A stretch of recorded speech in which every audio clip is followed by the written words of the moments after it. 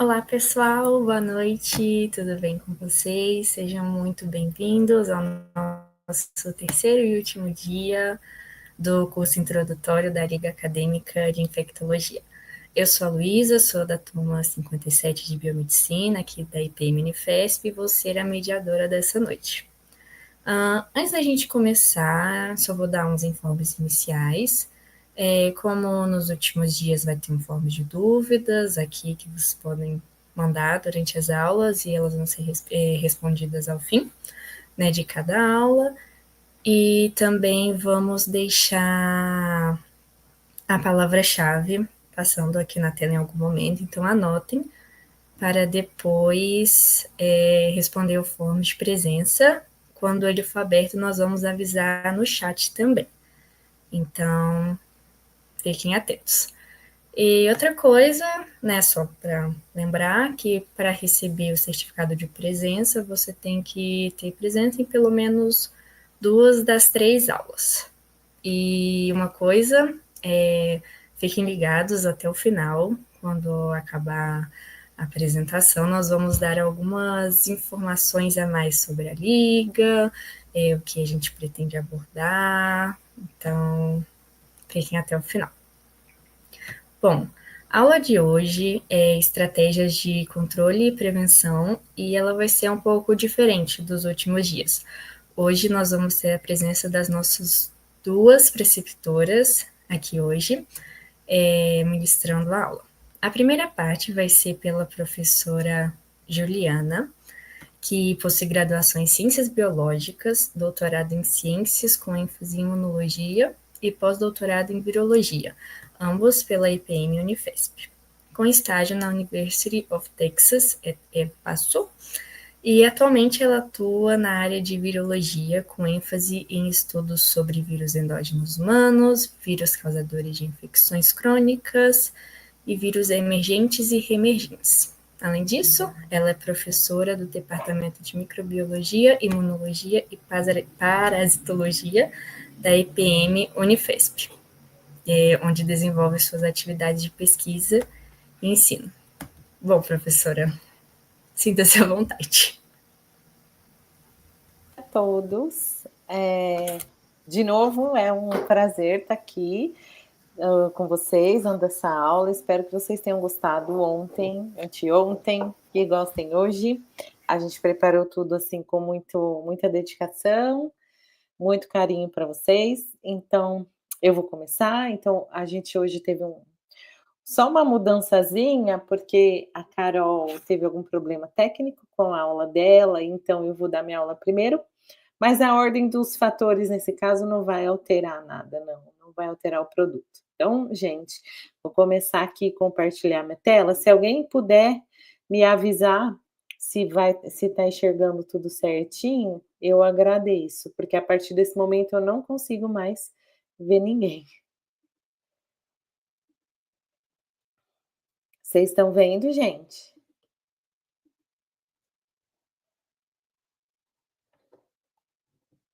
Pessoal? Sim, estamos vendo.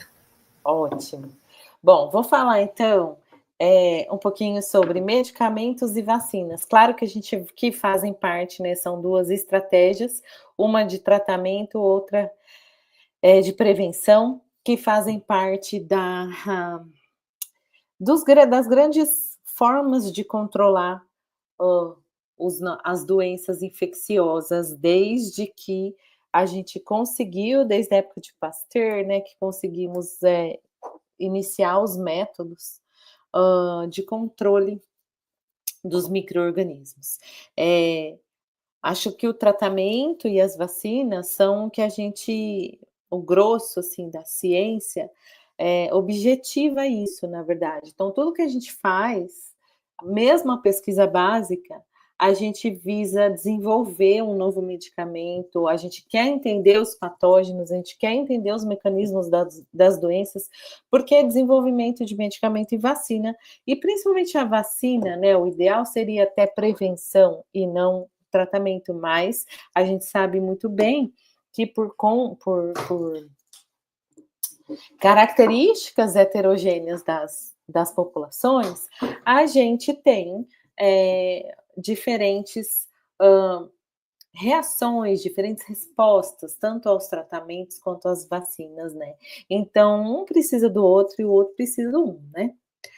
Bom, só para a gente nunca esquecer do nosso Alexandre Fleming, que foi o primeiro um bacteriologista, né, britânico, que descobriu meio que por acaso, e eu adoro falar isso, que as melhores coisas da vida elas acontecem por acaso. Então, ele descobriu meio que por acaso a penicilina, e essa daqui é a famosa placa do fungo Penicillium notatum, inibindo o Staphylococcus aureus, que é uma bactéria. Isso foi perto de 1928. Então, veja lá, gente. A gente teve, nesse período, né? Nesse período de 100 anos, a gente teve um grande avanço na descoberta de antibióticos. E aí a gente fala esse antibiótico, mas no caso esse daqui são antibacterianos, né? A penicilina, por exemplo. Pode até ter um efeito sobre outros micro-organismos, mas no caso, principalmente um antibacteriano, a penicilina. E essa placa do Alexandre Fleming, ela é muito significativa porque hoje em dia, 100 anos depois, a gente justamente estuda essas relações que existem. Isso aí que vocês estão vendo é exatamente na placa, exatamente uma coisa que acontece diariamente no nosso organismo, na nossa microbiota. Então, a gente está constantemente se autorregulando na medida do possível, né? Em termos de controle das nossas populações microbianas, aquelas amigáveis e aquelas patogênicas. Mesmo as patogênicas no nosso intestino, no nosso microbioma, a gente tem fungos, a gente tem vírus, a gente tem mesmo bactérias que inibem o crescimento de outras, tá? Então, isso é uma dinâmica, isso que o Alexandre Fleming viu na placa, que acontece diariamente, a todo momento, dentro da nossa microbiota. E aí, a gente reforça a ideia que eu falei ontem, que o patógeno, ele é a exceção, tá? Então, ele é a exceção e, mesmo assim, a gente se debruça, né, sobre essas questões que são a exceção da exceção. Muitos fungos, plantas, produtos naturais, eles são incansavelmente testados. Vocês viram até recentemente que a Artemisia, né, que foi a droga anti-hipanossoma, ganhou, o pessoal que fez essa pesquisa ganhou o prêmio Nobel de medicina e fisiologia, e os primeiros medicamentos antimaláricos, antivirais, também vieram de pesquisas de produtos naturais e também de compostos químicos conhecidos como os precursores das bases nitrogenadas, né? Então, a partir deles foram desenvolvidos medicamentos. Esse boom foi também 80, 90 anos atrás, né, dos medicamentos. Foi uma época que a indústria farmacêutica, a partir, claro, da observação do Alexandre Fleming, começou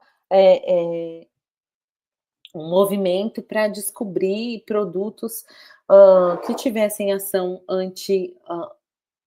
antimicrobiana, antiparasitária, tá?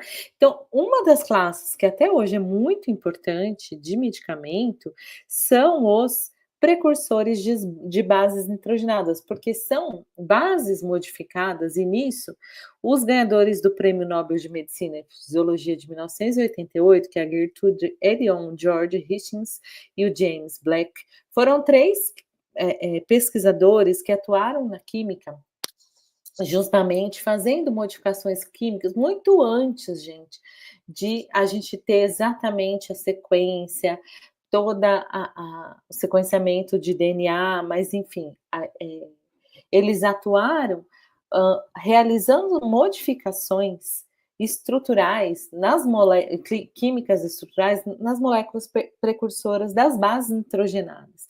E eles viam que isso realmente atrapalhava a síntese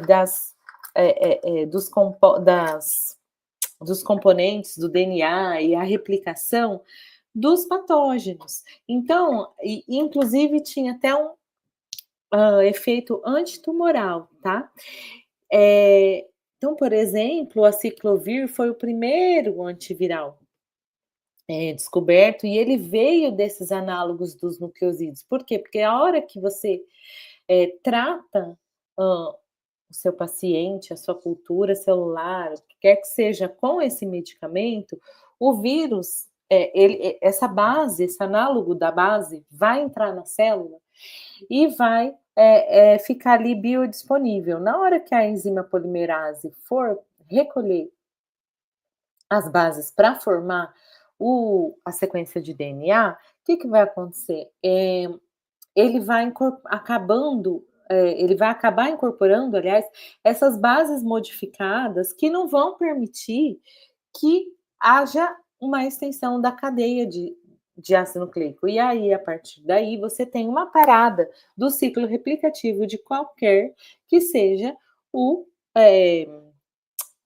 micro-organismo ou o protozoário. Do mesmo processo de síntese também vieram os primeiros compostos antibacterianos e antimaláricos, como, por exemplo, a pirimetilamida e o trimetoprim, que justamente eram bastante combinados com o sulfa, que é um outro tipo de antibacteriano. Então, esses compostos também tinham, de certa forma, um amplo espectro de ação, tá? Então, só para mostrar a participação desses pesquisadores nas primeiras classes de compostos químicos modificados quimicamente, aí não eram tão naturais quanto a penicilina, mas que surtiam efeitos no controle, né? Tanto do plasmodium, quanto de vírus, quanto de diversos tipos de bactérias, como os estafilococos, por exemplo. E até hoje a gente tem aí diversos compostos que são usados e que têm até amplo espectro, né, de ação. Os principais para cada grupo, então, por exemplo, streptomicina é um composto que age na parede celular e ele serve tanto para bactérias gram-negativas quanto para micobactérias. A isoniazida é um outro composto mais específico que impede o crescimento das bactérias, das micobactérias, dentro dos macrófagos e de outras estruturas teciduais, já que a micobactéria precisa dessa célula, né, para poder sobreviver no organismo. Até as tetraciclinas são antimicrobianos de amplo espectro, que funcionam tanto para algumas micobactérias quanto para as bactérias gram-positivas e gram-negativas. Penicilina G, Chlamydia e Rickettsia, que são duas bactérias intracelulares, também são importantes. Uma primeira linha de tratamento são sempre a classe das tetraciclinas. Os fungos, os azoles, né, são inibidores de parede celular, dos lipídios da parede celular. Então, cetoconazol, fluconazol e todos os outros, metronidazol, inibidores de parede, são utilizados para o tratamento antifúngico. E aí a gente tem condições de, a partir do momento em que você identifica uma classe de compostos que tem ação biológica contra aquele micro-organismo, com certeza aquela classe de composto vai fazer, né, vai proporcionar uma pressão mutacional junto àquele micro-organismo, seja ele qual for. E aí, a gente precisa ficar de olho e precisa esperar, e até espera, né, que essa resistência aconteça. Então, qual que é o segundo passo? A gente fazer uma modificação estrutural naquela molécula, e hoje em dia a gente tem condições de predizer isso em sílico, então a gente tem bibliotecas de compostos sendo testadas em sílico. Olha que maravilha, a todo momento contra as estruturas proteicas preditas de todos os micro-organismos que hoje em dia são isolados, sequenciados. Então, essa parte do desenvolvimento de novas drogas frente à pressão de resistência, ela está bastante avançada e muito mais rápida. No entanto, a gente ainda tem diversos problemas, como a multiresistência bacteriana, que eu vou falar aqui, mas que eu acho que a gente, com certeza, na Liga vai ter um espaço para falar só disso, que é um assunto importantíssimo dentro das doenças infecto-contagiosas, dentro da infectologia. As, a melfloquina, por exemplo, cloroquina, hidroxicloroquina, são compostos com ação bastante efetiva antiparasitária, antiprotozoários, principalmente Plasmodium, né? O praziquantel, a niclosamida, já são duas moléculas bastante até hepatotóxicas, que funcionam bastante bem no controle de eumintos, né, como os facíolos, como as tênias. E o aciclovir, por exemplo, que é outro análogo de base, o primeiro antiviral já descoberto, que até hoje é bastante eficiente no controle das reativações dos vírus, principalmente os vírus herpes, tudo bem? E aí, eu vou falar agora, assim, de antivirais, mas eu quero que vocês tenham eu vou usar os vírus como exemplo, mas eu quero que vocês tentem abstrair para os outros. Mais importante é entendermos aqui o raciocínio, tá? Então, assim, que vocês tentem abstrair para os outros patógenos, como que a gente pensa e como que a gente pensa um tratamento, como que a gente pensa o desenvolvimento de um novo medicamento. Então, a primeira coisa é você entender o ciclo replicativo, o ciclo de infecção, tá? Daquele patógeno. Primeira coisa. Mas a rota, professor, não é a rota de infecção. A gente pensa em combater a replicação daquele patógeno. E a replicação, nesse primeiro momento, ela não vai ter muito a ver com a rota de infecção. A rota de infecção, a gente vai pensar nela na hora que a gente já tiver um protótipo, um alvo já, um medicamento contra um alvo específico, que é alguma coisa do patógeno. Outras vezes pode ser alguma coisa celular, mas na maioria das vezes a gente tenta achar um inibidor, uma molécula antagônica que seja específica para aquele patógeno. Na maioria das vezes é difícil, mas é o sonho de cada um que desenvolve aí, que tenta desenvolver um novo fármaco, tudo bem? Então, para a gente desenvolver um fármaco direcionado, a gente precisa entender como que aquele patógeno se replica dentro do organismo hospedeiro, mas ainda em profundidade, dentro da célula do hospedeiro. E aí eu trago aqui para vocês o ciclo replicativo simples, né, vamos dizer assim, dos vírus. Então, a gente tem todas essas etapas, né? A adsorção ou fusão, que é a entrada, né? A fusão que a gente aprendeu ontem no ciclo do vírus com a membrana da célula, né? Então, é a hora que ele entra. Depois que os vírus entram, quaisquer que sejam eles, o que vai acontecer? O desnudamento do nucleocapsídeo, vocês lembram? Para os vírus de RNA, ele vai acontecer no citoplasma. Para os vírus de DNA, ele vai ser levado até o núcleo. E aí, esse desnudamento vai acontecer lá no núcleo, ele já vai deixar o seu genoma lá. E aí, a gente tem as etapas iniciais da transcrição viral, com a produção dos RNAs subgenômicos, a gente tem a tradução inicial e a replicação no passo 5 do genoma, seja ele de RNA, ele vai acontecer aqui no citoplasma, ou de DNA vai acontecer no núcleo.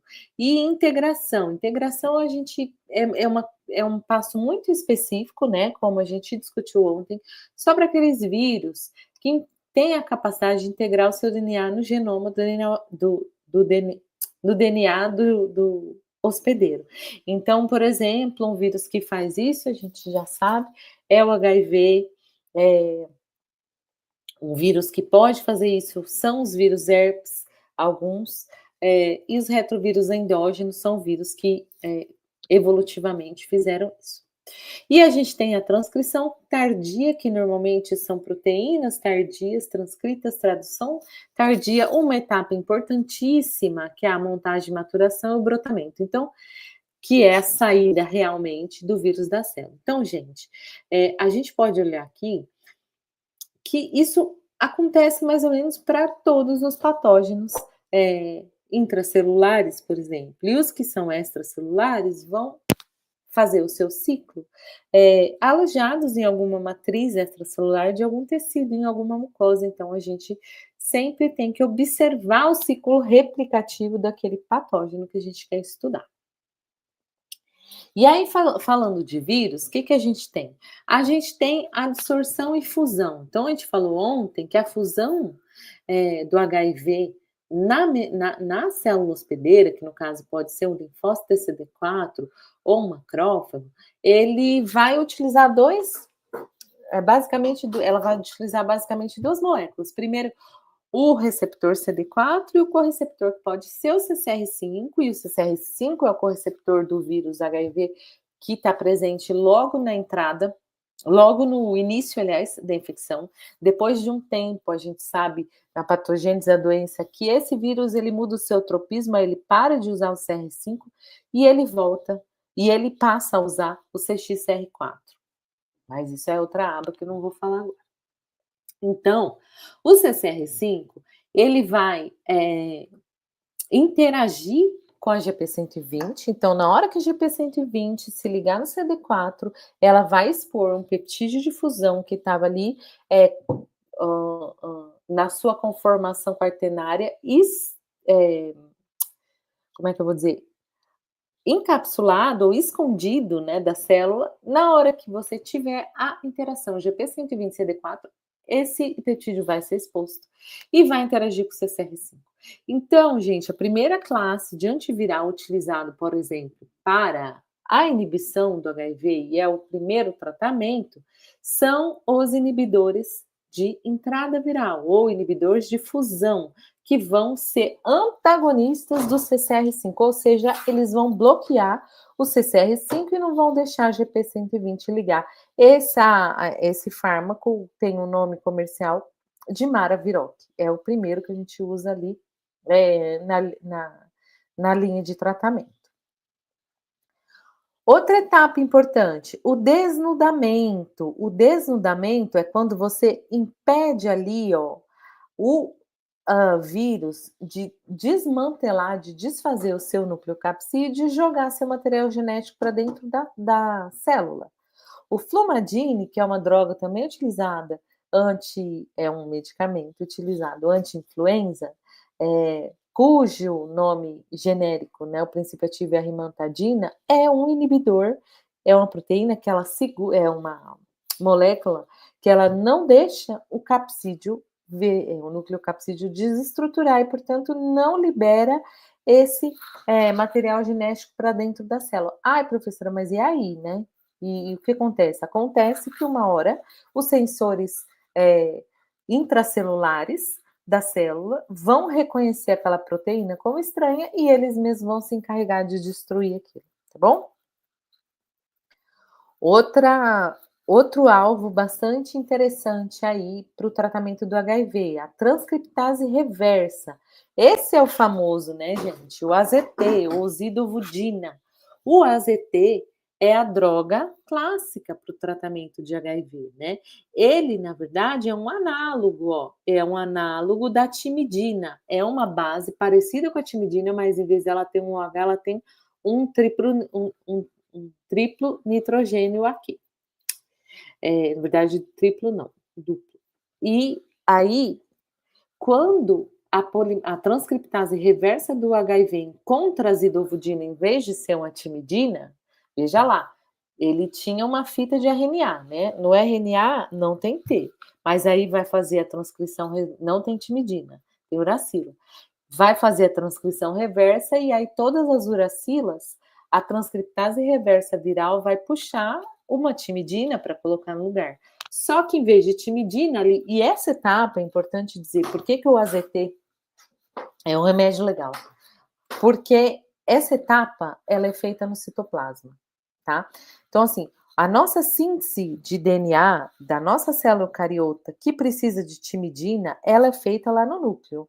Então, as timidinas vão estar biodisponíveis bastante lá no núcleo.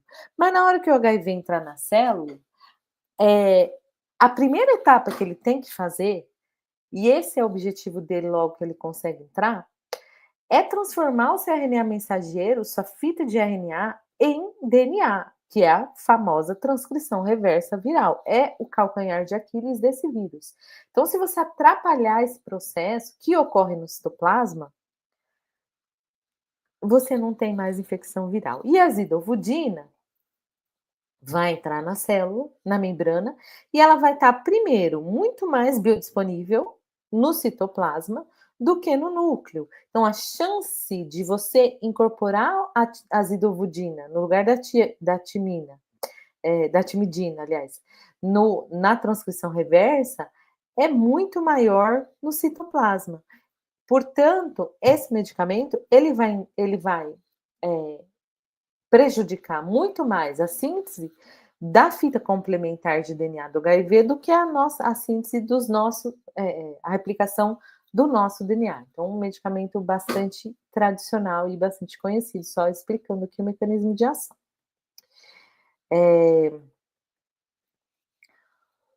Um outro medicamento, né, conhecido é outro análogo de base que vai embaralhar quem? A DNA polimerase, ou a ciclovir. Esse, com certeza, ó, ele vai ser um análogo da guanosina. Esse pode ter um pouco mais de problema para gente, porque é um vírus de DNA. Essa síntese do herpes vírus vai acontecer no núcleo da nossa célula, e aí a gente eventualmente vai acabar incorporando uma base defeituosa. No entanto, o nosso DNA tem marcadores, né, tem regiões específicas que vão desencadear alguns checkpoints de replicação, o que não acontece para o DNA viral, embora ele use a nossa própria enzima, mas ele não tem os checkpoints, então não vai ter um mecanismo de parada e reparo. Por isso que o aciclovir vai agir muito mais no vírus do que na própria replicação do DNA da célula hospedeira, tá?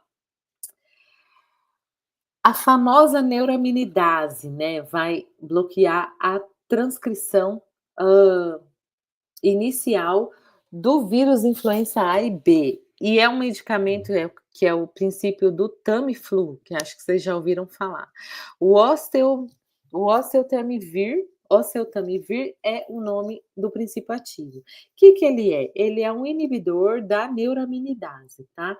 Então, na verdade, isso aqui saiu. Ele vai inibir o brotamento.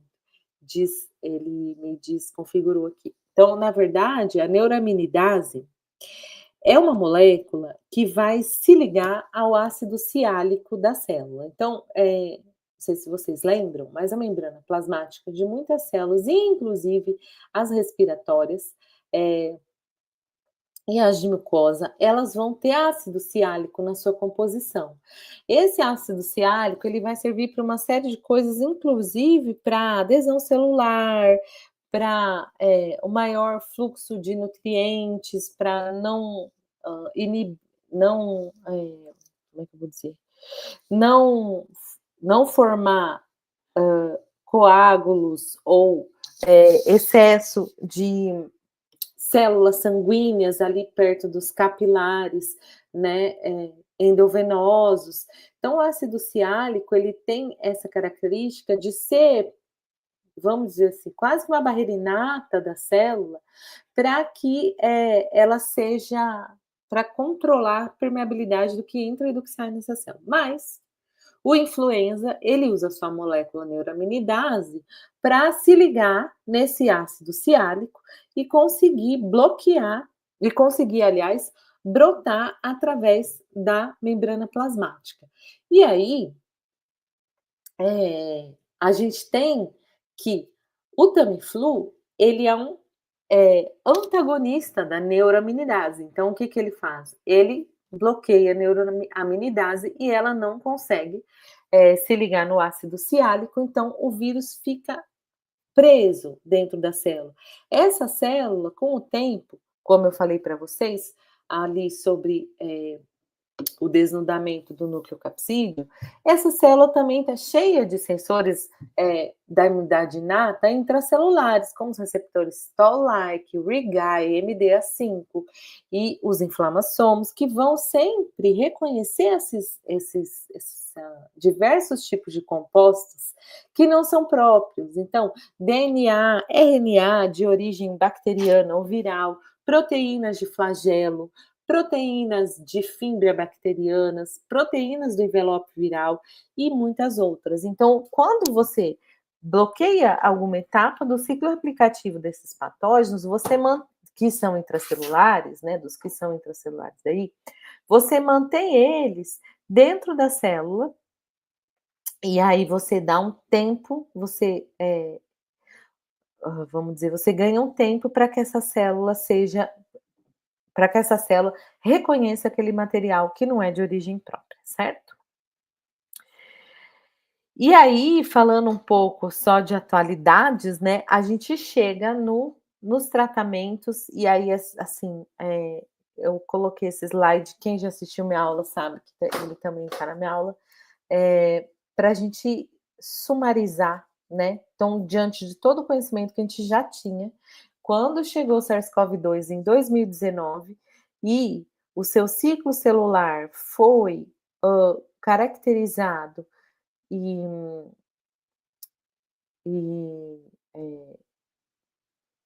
desvendado em tempo recorde, né? A gente começou a entender e utilizar e pensar quais drogas a gente já tinha ou não tinha, mas a maioria a gente já tinha, para tentar inibir alguma etapa desse ciclo celular de um vírus de RNA, mensagem de RNA de fita simples de polaridade positiva. Então a gente conhecia, aliás, alguns medicamentos já, né, como Remdesivir, Favipiravir, Ritonavir, que também era um medicamento utilizado até para o HIV, né? Inibidores de fusão, como a cloroquina, por exemplo. O inibidor de clivagem das enzimas, como a furina, como o camostat, que também já era utilizado para outros vírus. E fora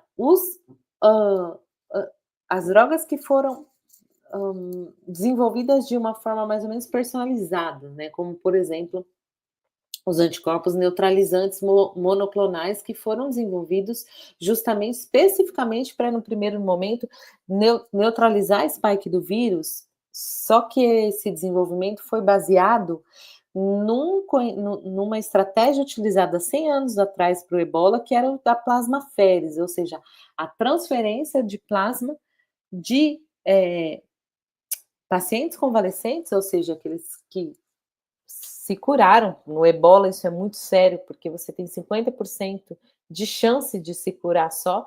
Então, quem se curava, o plasma era imediatamente transferido com todos os seus prós e contras para o indivíduo que estava ali sob a infecção viral aguda e num tempo muito mais, vamos dizer assim, num tempo mais rápido possível, que foi a mesma estratégia que a gente fez na Covid, até que o tempo passasse, e esse tempo passasse para a Covid, eu estou falando de 1, 2 meses, e um anticorpo monoclonal fosse clonado e caracterizado esse oriundo do plasma de convalescentes e que tinha um efeito neutralizante. O camostat, que é um inibidor de maturação, ou seja, ele inibiria a furina e o TMP-RSS2, que são as proteínas que vão fazer ali a maturação, o processamento, né, do envelope para que haja o desnudamento do núcleo capsídeo, a desintegração do envelope, desnudamento do núcleo capsídeo e a liberação do RNA viral no citoplasma. O camostat tinha um certo efeito sobre essa etapa, mas o vírus rapidamente desenvolveu resistência. Cloroquina, gente, depois eu falo. Primeiro eu vou descer lá embaixo e falar sobre os inibidores de protease. Então, o vírus, ele precisa para processar o polipeptídeo que é produzido das suas proteínas de uma protease. E ela vai clivar essas proteínas que vão para o retículo endoplasmático, que vão para as vesículas de membrana dupla, onde começa o início da montagem da partícula viral, com o núcleo capsídeo e o genoma, e aí, se esse polipeptídeo não for processado, ele não sai daqui. Ele não saindo daqui, ele vai ser conhecido pelos sensores, e aí o ciclo viral não vai para frente. Então, a gente teve algum efeito do lopinavir, do ritonavir, do remdesivir, que é o inibidor aí da protease, só que a da polimerase, desculpa, a RNA polimerase dependente de RNA, ela é bastante específica, né? Então, ele teve um efeito parcial. E a cloroquina? A cloroquina, ela é uma droga, justamente, inibidor da fusão do endossomo. Olha aqui o endossomo. Então, o que é inibidor da fusão do endossomo? O endossomo, quando ele está early, ele vai amadurecendo e o pH dele vai abaixando, vai acidificando. A partir de um determinado momento, onde ocorre essa acidificação do pH, esse endossomo vai desestabilizar a estrutura proteica do vírus que está lá dentro. Então, vai desestabilizar o envelope, o núcleo capsídeo, vai haver a fusão das proteínas do envelope com a membrana do endossomo, e isso vai fazer com que essa membrana invagine, se abra-se, e aí você vai ter o vírus o genoma viral sendo jogado ali, sendo deixado no citoplasma para as próximas etapas do ciclo. Só que a cloroquina é uma droga que não deixa esse processo de fusão acontecer, ou seja, ela mantém ali o pH do endossomo e esse endossomo vai ficar com o vírus lá contido e nada vai acontecer. Só que, gente, ela funciona? Olha, ela até funciona, se a entrada do SARS-CoV-2 for por endocitose. Só que eu sinto lhes informar, mas nas células-alvo principais, como as células pulmonares e as células da mucosa, a entrada não é por endocitose mediada pelo receptor. A entrada é por fusão direta do vírus na membrana pela ação do correceptor TMPRSS2. E é por isso que a cloroquina não funciona nesse caso. Porque nas células onde você tem o TMP, RSS2, o vírus não passa pelo endossomo, não vai entrar por endocitose, sim por fusão direta, certo? E aí você não tem qualquer efeito da cloroquina, a não ser os adversos. E aí, resumindo, o painel aí durante a Covid dos principais medicamentos, então, por exemplo, o mais efetivo e que foi aprovado em tempo recorde pelo FDA foi o Paxlovid, que é uma combinação do nirmatrelvir e do ritonavir, que são inibidores de protease e inibidor de uma enzima do citocromo 3. Essa foi a principal droga desenvolvida especificamente para o vírus, porque ele é um inibidor da proteína ProM, que inibe o processamento do envelope e, portanto, bloqueia o ciclo celular ali no início. O remdesivir é um inibidor de polimerase. Teve baixa eficiência, aprovado, mas teve baixa eficiência nos estudos clínicos. E o molnupiravir, que era um análogo, né, de nucleotídeo utilizado para o influenza, já foi aprovado pelo SARS-CoV, mas com baixa eficiência. O resto, olha lá, ivermectina, Camostat, hidroxicloroquina, não, ou eles não tiveram evidências de serem benéficos nos estudos clínicos, ou não foram benéficos. No caso, a cloroquina teve evidência de não ter sido benéfica, né? E aí a gente vai ver o que aconteceu depois. Então, a gente viu nos vírus onde a gente pode agir ali para inibir a infecção viral. E na bactéria é a mesma coisa, a gente tem as estruturas bacterianas que a gente aprendeu ontem, e o que a gente pode fazer para inibir? Quais são os principais mecanismos de ação dos antimicrobianos? O que eles objetivam na célula bacteriana? Inibir a síntese de parede celular. Olha lá, penicilina, cefalosporina, bacitracina, vancomicina. E aí você tem especificidades contra os diferentes paredes celulares. Então, penicilina para gram-negativas, a vanco para o gram-positivos. Inibidor de síntese proteica, esses são de um espectro mais amplo, né? Como cloranfenicol, eritromicina, as tetraciclinas, a gente viu ali na primeira tabela, de espectro amplo. Gente, deixa eu só falar uma coisa, eu acho que eu vou atrasar um pouquinho a minha aula. Alguém pode avisar a Carol que eu devo atrasar, assim, uns, talvez 10 minutinhos? Eu acho que vai dar tempo, porque ela não vai falar durante 1 hora, não. A aula dela tá menor, tá bom? Então, é isso. Voltando aqui. Inibição da síntese proteica já é um mecanismo mais geral, né, bacteriano. Não depende tanto da especificidade quanto a parede celular, né? Inibição da replicação, as quinolonas, a rifampicina, que são já uma classe de fármacos, 2 classes de fármacos, que podem ter efeitos colaterais, porque embora nossas enzimas sejam diferentes, alguma perda de eficiência para a replicação da célula hospedeira, elas podem causar. Danos à membrana plasmática, polimixina B, uma outra classe importante. E esses inibidores específicos metabólicos, que são drogas mais elaboradas, isso é uma classe que está bastante em estudo atualmente, porque a gente quer ser mais específico, né? Então, entender o metabolismo bacteriano e também como é que eu vou dizer? As vias metabólicas, proteínas metabólicas são mais conservadas, né?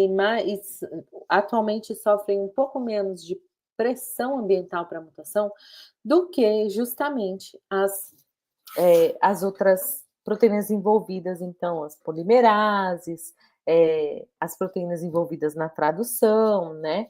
Essas são hotspots, assim, de resistência e mutação. Então, uma ideia é você estudar, né, os metabólitos, as vias de síntese de metabólitos essenciais para a célula bacteriana e inibir em algum momento essas vias para que a bactéria vá morrendo, vá se extinguindo ali, tá bem?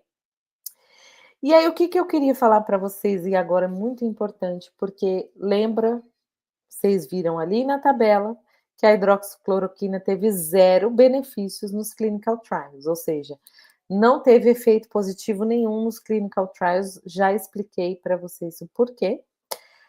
Só que, assim como a cloroquina, diversos antibióticos ou antimicrobianos foram utilizados indiscriminadamente durante a Covid-19. E aí, gente, a gente teve um salto absurdo de resistência a diversos, principalmente as polimexinas, né? E também as cefalosporinas, até os carbapenêmicos também, mas a gente teve, como a gente pode analisar aqui, ó, um crescente aumento de resistência microbiana ao longo da Covid-19. E esse é o problema que a gente tem na mão hoje. Hoje. Não é só bacteriana, tá? Vocês viram aí nos jornais o que está acontecendo com o surto de superfungo, né? Candida auris, aí no hospital do servidor pertinho da gente e em outras regiões do Brasil também. Então, a resistência bacteriana que a gente está vendo hoje, ela é um reflexo do uso indiscriminado de antibióticos, de antifúngicos, de cloroquina durante a Covid-19, tá? E aí eu vou puxar esse gancho, porque a gente também tem um dos principais problemas a se enfrentar hoje em dia é a resistência aos antimaláricos, né? Então, Plasmodium, ciclo de vida do Plasmodium, e um dos principais, eu vou agradecer a Carol, porque ela me ajudou pra caramba, né, nesses 2 slides aqui que eu vou falar. Então, assim, a resistência a antimaláricos, a gente puxa esse gancho porque, normalmente, esses protozoários, eles já têm um certo mecanismo de resistência constante, que é através da mutação, né, dessas CRTs, ou dessas proteínas, que transportam, se a gente for ver aqui na figura abaixo, ó, essa figura vermelhinha, as CRTs são esses canais que transportam o fármaco para o interior do vacúolo digestivo do plasmódio, tá? Lembrando que o plasmódio está dentro do eritrócito, aí tem a membrana do parasita, então a droga entra no eritrócito, o medicamento entra no eritrócito, entra na membrana do parasita, mas ele vai ter que ser transportado para dentro do vacúolo digestivo desse parasita por essas proteínas CRTs. E elas possuem hotspots de mutação, e isso é que é um dos principais mecanismos de resistência do plasmódio aos fármacos, em especial a cloroquina. Lembrem disso. E aí a gente tem um mapa mundial de resistência à sulfadoxina e à pimetramina, aqueles primeiros fármacos que a gente viu lá, e cloroquina, tá? No mundo. Então a gente tem um crescente aumento dessa resistência. Ao longo dependendo da classe clínica, né, da droga, em menos de 10 anos, o parasita já adquire resistência. Então, é um baita de um bloqueio na estratégia, né, do controle da malária, essa resistência. É como se não bastasse, esse gráfico aqui é do trabalho da Carol, da professora Ana Carolina Zaguiar, e seus colaboradores, acho que o professor Roberto Rude também está nesse trabalho, mostrando que o que aconteceu por conta do uso indiscriminado da cloroquina com o Plasmodium vivax isolado, né, aqui no Brasil, falciparum também, ao longo da Covid-19, gente. Olha isso em 2020, 21 e 22. O absurdo de resistência que esse uso indiscriminado, que na verdade era até a dose preconizada 10 vezes maior do que a dose usada para o tratamento da malária, causou. Para o Vivax, parece que a situação está voltando ao normal agora em 2023, né? Para o falciparum ainda não, mas isso aqui mostrou para a gente que durante a Covid a gente teve um segundo problema aí, que foi que foram, né? Porque foi muito provavelmente a resistência à malária. E agora eu vou falar uns 15 minutinhos sobre vacinas, que são que é a outra estratégia, a estratégia de prevenção importantíssima. Eu preciso lembrar do Edward Jenner, né? Eu preciso lembrar que a Terra não é plana e preciso lembrar que o Edward Jenner, em 1987, já desenvolveu a primeira vacina e que as vacinas salvam vidas, né, gente? Então é assim. Vocês sabem que a cada 6 minutos a vacina salva uma vida no mundo? Pois é. Então, o Jenner, que foi o desenvolvedor da primeira vacina, ele que foi baseado no raspado de lesão do vírus vivo, ele inoculou no menininho da lesão da pastora lá de ovelhas, de vacas, era varíola bovina, ela tinha umas feridas, ou seja, a doença nela era uma doença branda, já porque ela já estava ali no ambiente, né?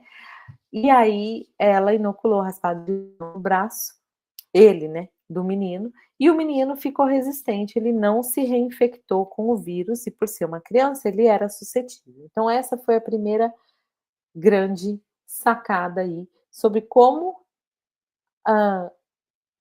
embora naquela época não se entendesse nada de sistema imunológico, função e montagem da resposta imune,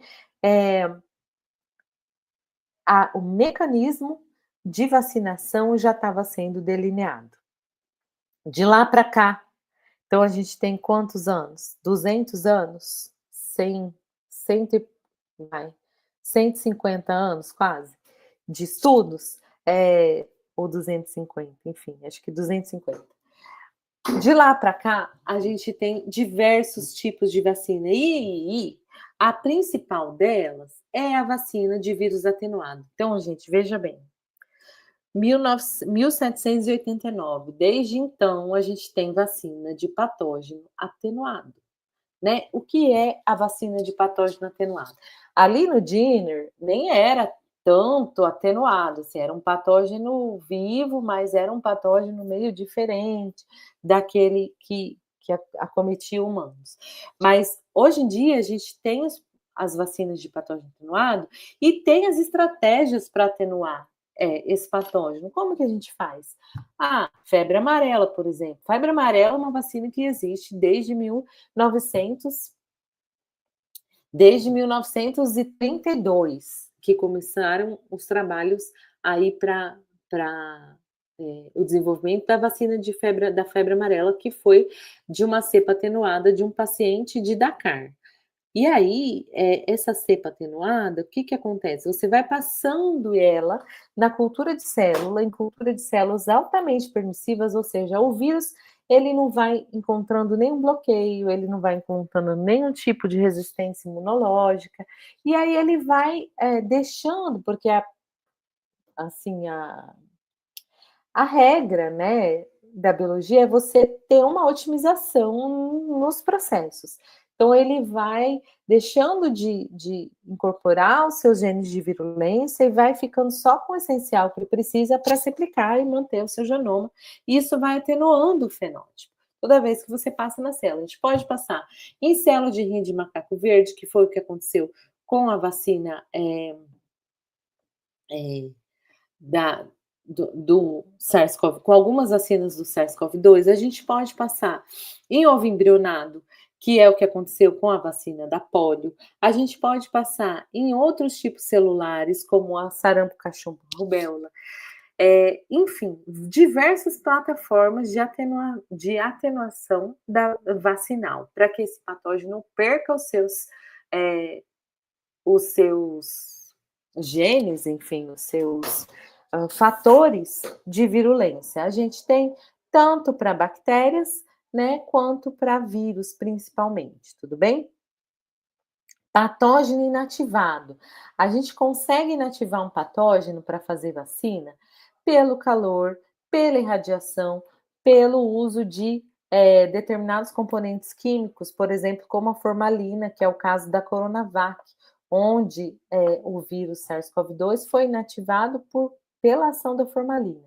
A formalina tem efeitos colaterais? Ela tem, mas nesse caso, a quantidade de formalina na formulação vacinal não é uma quantidade tóxica para o nosso organismo, se tratando dessas vacinas que já foram aprovadas para uso. E a formalina é legal porque quando você inativa por formalina, você mantém a estrutura do vírus ou do patógeno. E aí, o potencial de reconhecimento do sistema imune para um epítopo que é igual ao epítopo do vírus selvagem, ele é conservado. Então, ele melhora.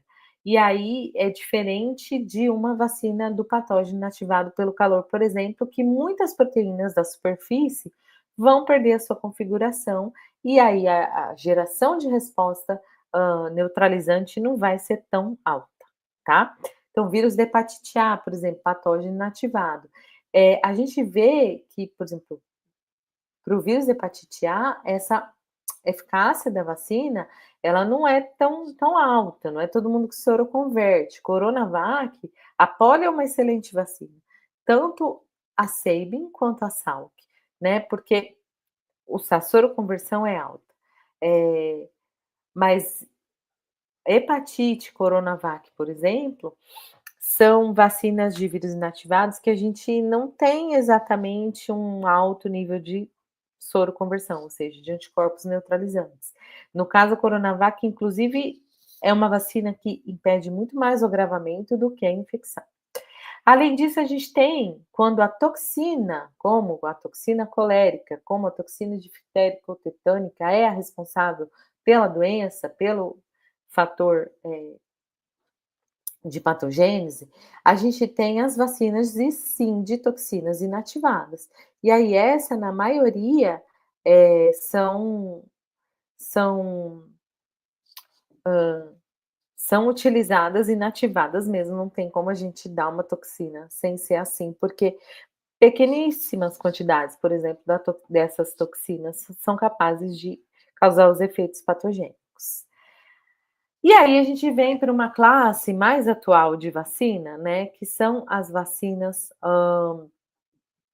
de subunidades, de material genético e de vetor viral. Então, o que são vacinas de subunidades, né?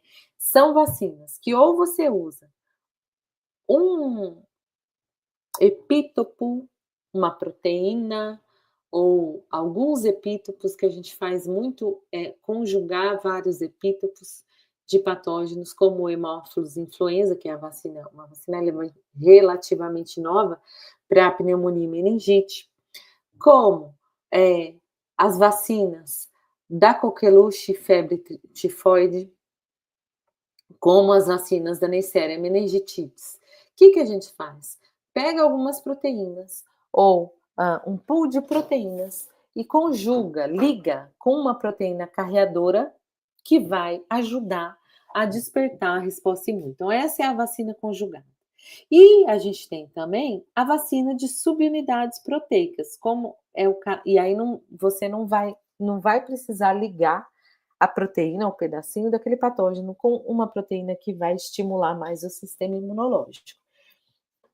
No caso das subunidades proteicas, a gente tem as vacinas de hepatite B e do HPV e do herpes zoster, quer dizer, HPV super nova, né, super recém, vamos dizer assim, aprovada essa vacina e acabou de entrar no calendário. Então, a gente tem diversos epítopos proteicos do envelope de 5 sorotipos do vírus, do papilomavírus humano, tá? Então, essa vacina é um exemplo de subunidade. Ah, mas a gente põe uma proteína? Não, a gente procura colocar algumas proteínas. Isso é um estudo muito delicado dentro do laboratório e da fase pré-clínica, desenvolvimento vacinal, onde você vai chegar na combinação ideal de proteínas, levando em consideração muitos parâmetros que hoje a inteligência artificial, hoje não, né? Muito antes, os programas em sílico ajudavam-nos a definir qual seria esses melhores pedacinhos, subunidades ou epítopos para ser para o desenvolvimento de uma vacina. E temos as vacinas de material genético, como, por exemplo, vacina de RNA. Eu vou falar um pouquinho dela, da Covid-19, da Pfizer e Moderna, e DNA, que na sua maioria são de uso veterinário as aprovadas, tá? A gente tem várias em trial para humanos. E de vetor viral, como para o Ebola e a vacina da AstraZeneca, e eu esqueci de colocar aqui da Janssen também, contra a Covid-19. A vacina de RNA mensageiro, ela é formulada, né? Não é que o RNA é jogado lá dentro solto. A gente tem uma nanopartícula que é uma nanopartícula, que é uma estrutura, né, lipídica, que vai ser absorvida pela célula, por endocitose vai entrar na célula essa partícula, e lembra, quando a gente tem endocitose, a gente tem a fusão do endossomo, a destruturação disso daqui, e o RNA vai ser liberado no citoplasma da nossa célula. Até aí, não é igualzinho o que acontece? É igualzinho o que acontece na infecção natural, né? O vírus vai entrar, o material genético dele vai ser liberado, só que aqui não é só spike, é material genético dele inteiro na infecção natural. E aqui a gente só tem a spike, desculpa. Aqui a gente só tem spike. E o nosso próprio organismo vai se encarregar de, no músculo, na célula muscular, lá onde foi inoculada a vacina, de produzir a proteína spike. E a proteína spike, ou ela vai ser exposta na superfície, ou ela vai ser processada e apresentada pelo MHC de classe 1. A gente não tem como controlar muito o quão ela vai ser exposta, o quão ela vai ser apresentada, mas dentro desse construto de RNA, a gente tem um direcionamento para o proteossomo para que a maioria seja apresentada. Porque se ela for apresentada por MHC de classe 1, ela vai ser também indutora da resposta imune celular, tá? Ao passo que, quando ela for exposta na superfície, ela vai ser indutora da resposta imune humoral, produzindo anticorpos. E, além disso, no músculo e nos linfonodos, para onde eventualmente essas partículas que contêm, essas partículas da vacina podem se espalhar, né? Então, do músculo, por difusão, ela pode chegar até o linfonodo, e no próprio músculo a gente tem as células apresentadoras de antígeno, que são especializadas e aí vão processá-la e apresentá-la para o MHC de classe 2, reforçando a resposta celular da vacina. Então, essa aqui é um esquema básico de como funciona uma vacina de RNA mensageiro. E aí a gente tem, como no caso da vacina da AstraZeneca e da Janssen, esse esqueminha que a gente tem do desenvolvimento da vacina Shadox-1, que virou a AstraZeneca, onde a gente tem um adenovírus de chimpanzé. Ai, mas por que um adenovírus de chimpanzé? Porque é um adenovírus que não causa doença em humano, gente. Então a gente só quis um vírus para poder chegar lá e infectar uma célula de mucosa. Que vírus que, na respiratória, né? Ou de qualquer tipo de mucosa. Que vírus que infecta uma célula humana, sendo ela de mucosa, ou pode ser muscular também, ou pode ser no próprio linfonodo. Um adenovírus é um bom vetor. Então, esse adenovírus foi modificado em laboratório, ou seja, a sequência do gene DNA, que codifica a spike, foi inserida nesse adenovírus e a sua origem de replicação foi retirada. Então, um vírus não pode se replicar, mas ele pode jogar ali o DNA contendo a spike. E o nosso organismo se encarrega de fazer a mesma coisa que foi feito ali na célula de RNA mensageiro. Só que aqui, como é um DNA, ele vai ser transcrito e depois ele vai ser traduzido, e aí a gente vai ter a expressão das moléculas e a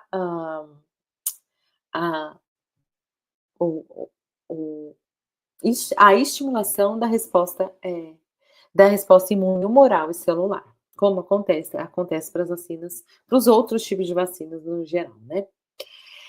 E hoje em dia a gente tem aí uma série, gente, de vacinas para diversos tipos de doença, tá? Incluindo pneumonia, meningite, cólera, poliomielite, sarampo, cachumba, rubéola, gripe, rotavírus, catapora, dengue, muito importante. Temos vacinas da dengue.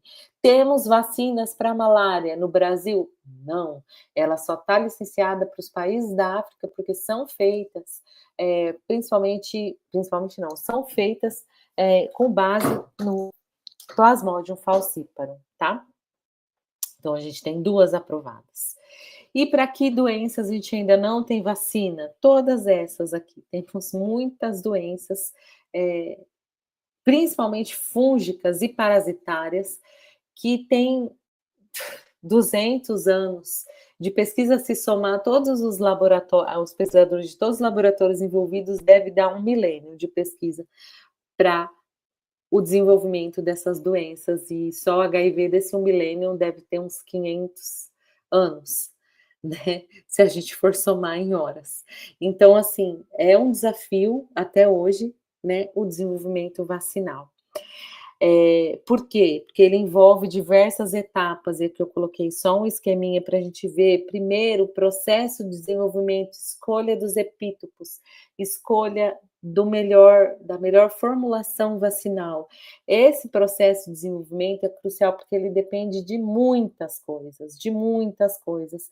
A inteligência artificial, os softwares, os bancos de dados têm ajudado imensamente nisso e acelerado demais esse processo.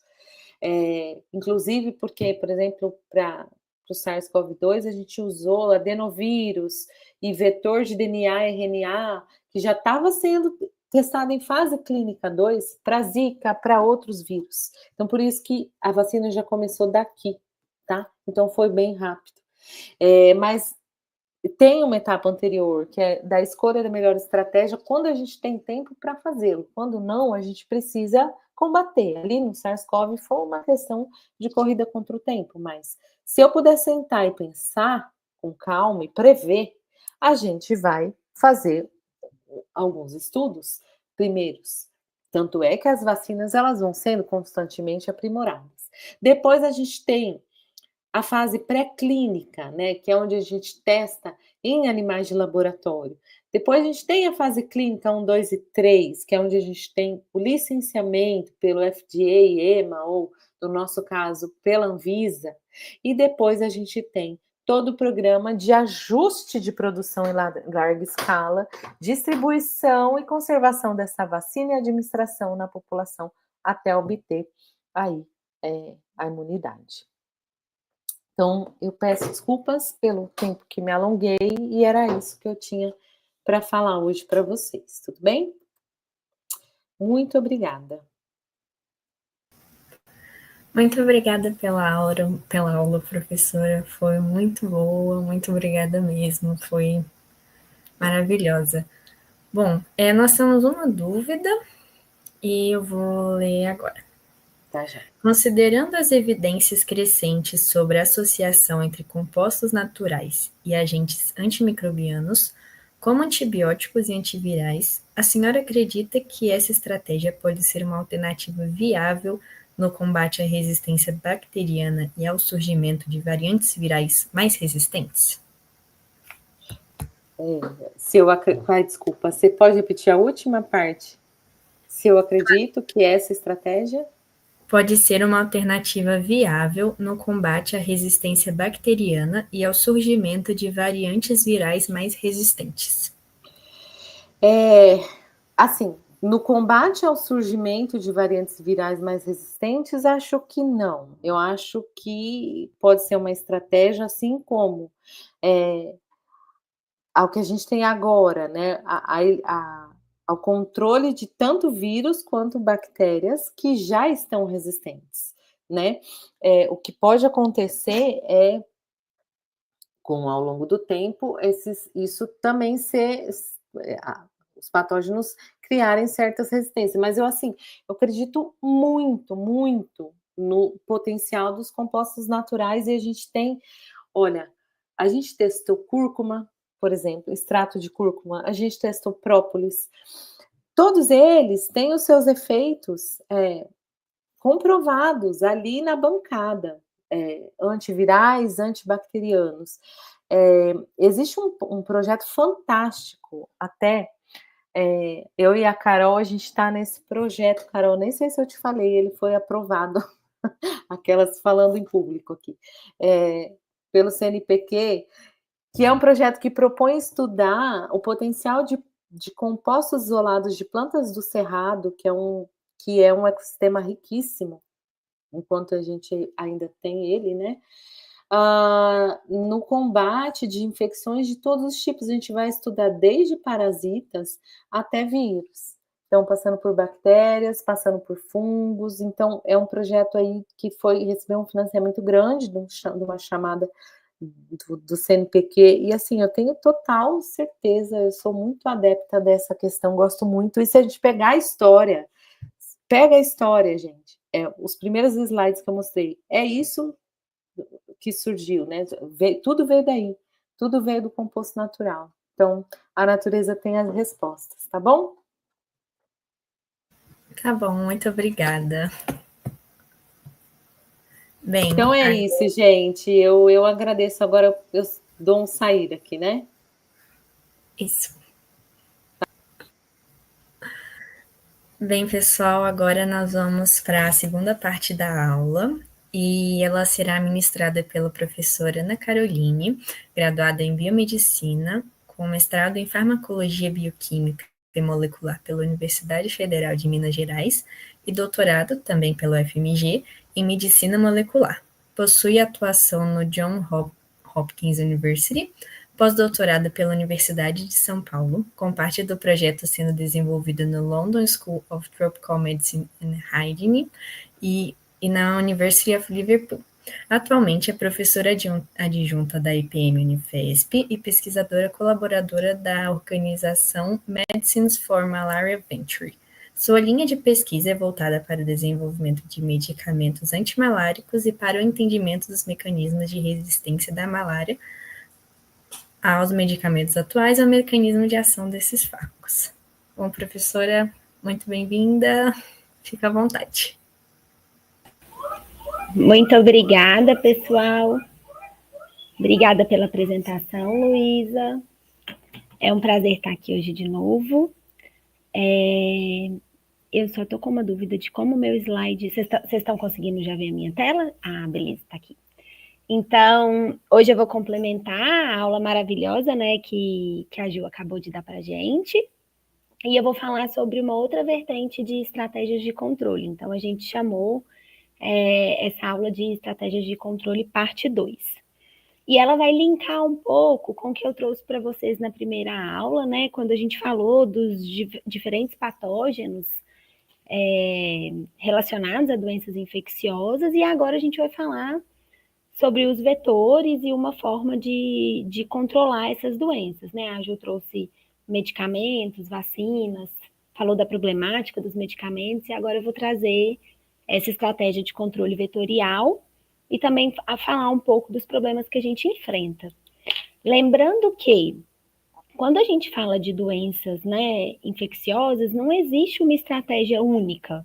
Todas as estratégias, elas são complementares, né? Não existe a bala de prata que vai conseguir, de alguma maneira, resolver todos os problemas das doenças infecciosas. Não é assim. Então, são várias estratégias se complementando.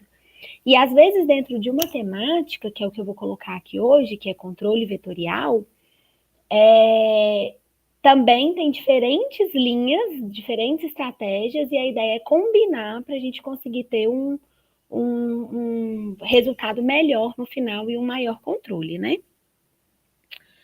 Então, antes de tudo, eu vou voltar lá naquela tríade que a gente falou da primeira aula, né?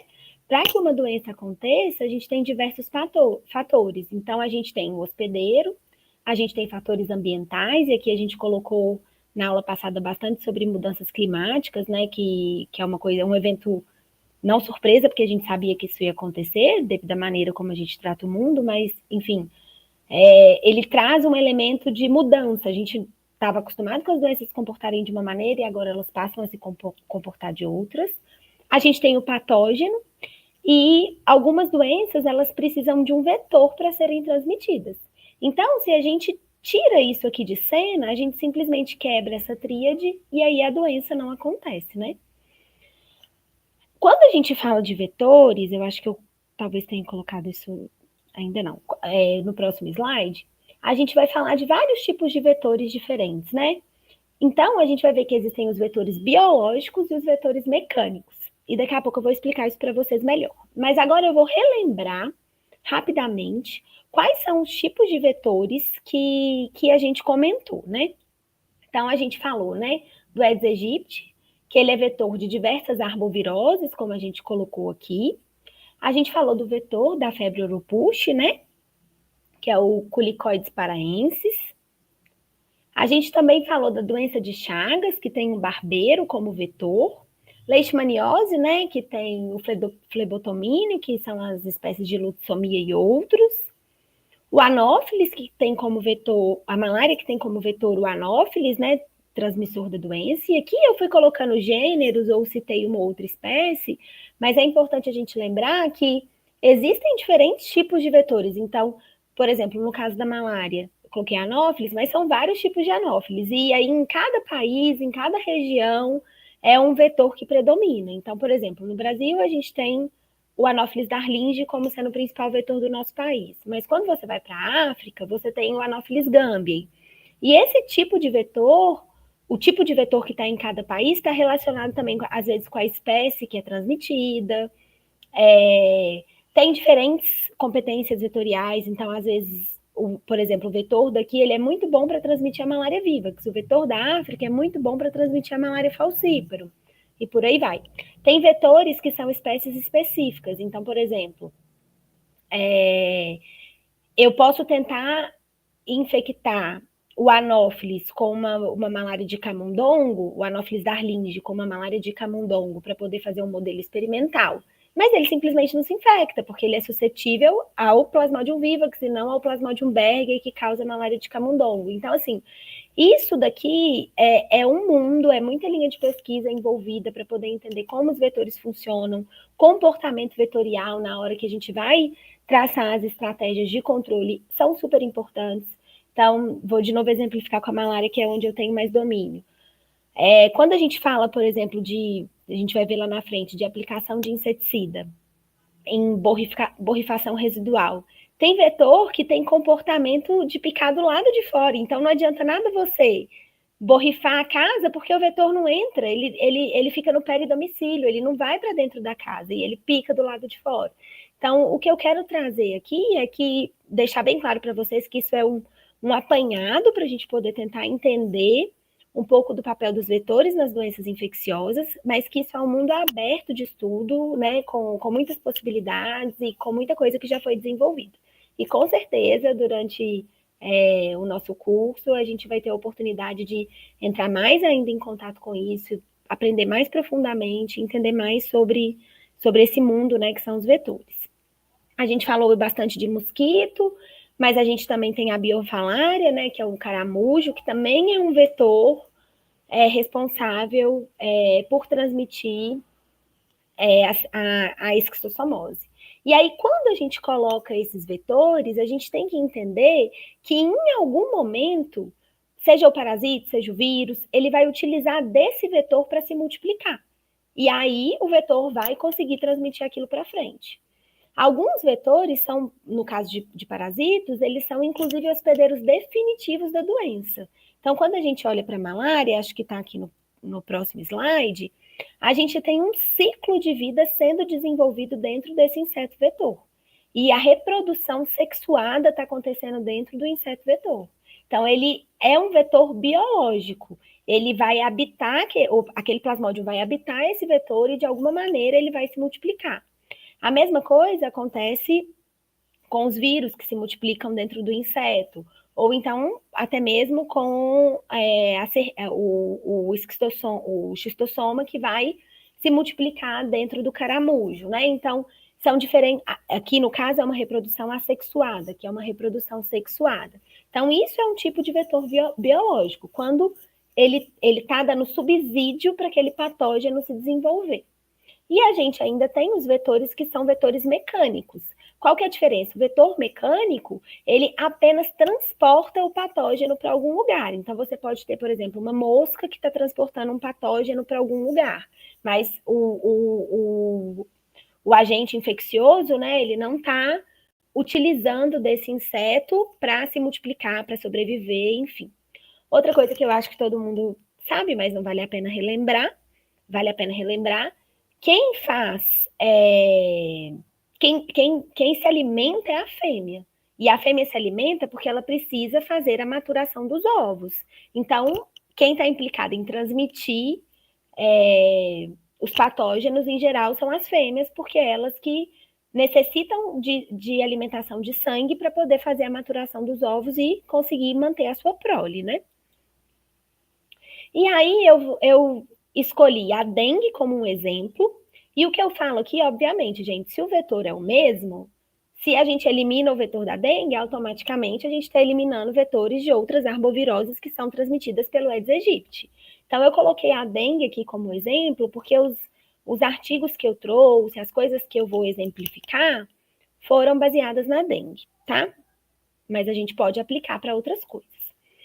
E aí, aqui, eu quero trazer um contexto para vocês de que, de novo, a gente não pode entender as estratégias que eu vou falar daqui para frente como sendo estratégias soltas, tá? Porque a gente precisa de uma combinação dessas estratégias para funcionar. Então, não é somente, sei lá, vou falar aqui agora de eliminação de criadouros. Não é só eliminação de criadouros, é tudo que eu vou falar daqui para frente atuando em sinergia de uma maneira combinada.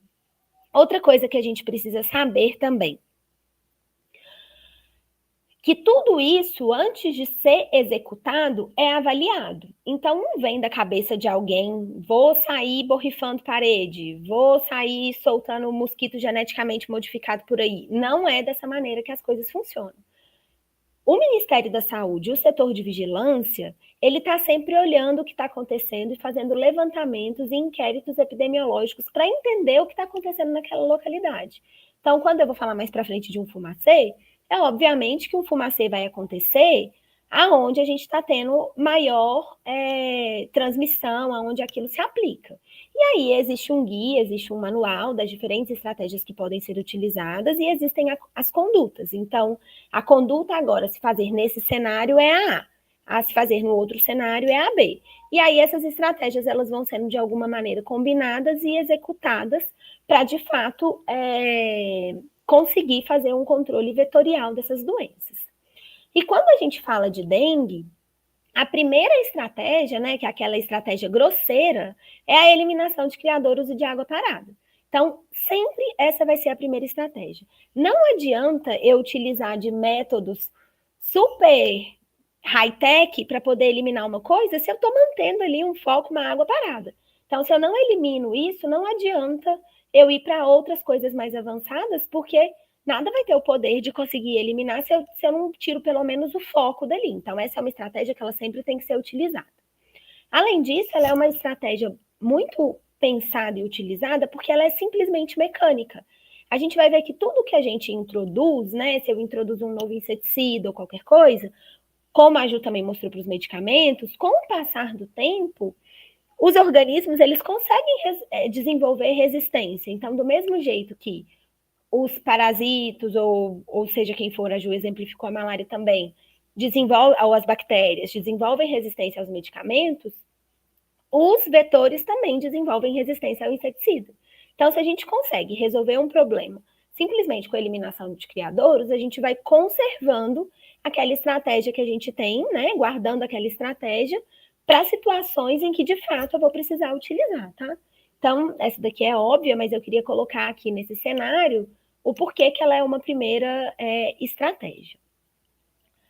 Depois disso, a gente tem a utilização de larvicidas.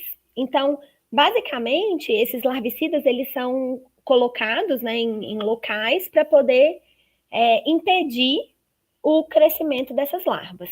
E eles são, o que hoje é utilizado pelo Ministério da Saúde é esse à base de BTI, que é esse Bacillus thuringiensis, e a espinosinas. Eu vou falar no próximo slide o mecanismo de ação desse bacilo e agora eu já vou trazer a espinosina. A espinosina ela é uma bactéria de solo, então ela foi extrair, é um composto, né, um princípio ativo que foi extraída de uma bactéria no solo. E esse princípio ativo ele vai atuar no sistema nervoso central dessas larvas. A maioria dos agentes que a gente vê, eles atuam via sistema nervoso central dos dípteros, né, que são, que no caso a Aedes aí, e aí, de alguma maneira, ela vai alterar. Alguns mecanismos estão relacionados à paralisia, então, paralisa, ele não consegue mais se desenvolver, ou à superexcitação, então, tem uma superexcitação do sistema nervoso central, e aí a larva, ou o mosquito, ou quem for, vai morrer. Então, isso é um mecanismo bem utilizado para diferentes tipos de inseticidas que a gente vai ver. Aqui eu coloquei para vocês o artigo que foi publicado logo quando esse BTI foi identificado. E aí o BTI, diferente disso que eu acabei de colocar, ele tem um mecanismo de ação que não é via sistema nervoso central, então isso é uma bactéria. Essa bactéria, ela produz uns cristais durante a sua formação de esporos, e o inseto ingere esses cristais. E esses cristais, eles têm uma parte que é tóxica, e essa parte é liberada. Então, essa toxina, ela vai se ligar na parede intestinal desse inseto, rompendo a integridade da parede intestinal. E aí o inseto vai apresentar sintomas, né, de problemas intestinais que finalmente vão levar o inseto à morte. Então, esse é o mecanismo de ação. Então, a utilização de larvicidas é uma prática aplicada para o controle da dengue. A outra coisa que a gente tem é a aplicação de fumacê. E como eu vou citar lá na frente também a malária, eu já vou trazer aqui para vocês que isso também é utilizado para malária, né? Então, basicamente, o fumacê é um carro que passa aplicando fumacê. Esse fumacê, então, ele tem princípios ativos ali também, né? Então, nesse caso, é a praletrina e a imidacloprina.